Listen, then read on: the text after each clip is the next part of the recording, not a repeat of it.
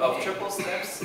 We're talking about triple steps alone. Triple step, open to close, close to close, and close to open. Right?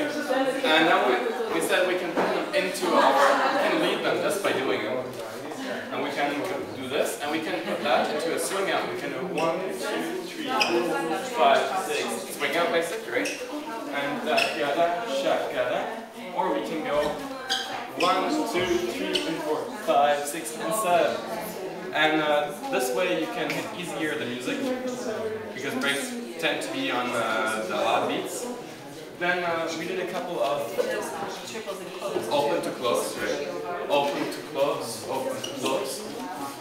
Back. And we put that one into the circle. 1, 2, 3, and 4, 5, 6, 7, and 8. And afterwards we just went 1, 2, 3, and 4, sorry. That was the first class, and then we did sugar pushes. Right, sugar push basics, 6 count, 1, 2, 3, and 4, 5, and 6, and 8 count, 1, 2, 3, and 4, 5, 6, 7, and 8.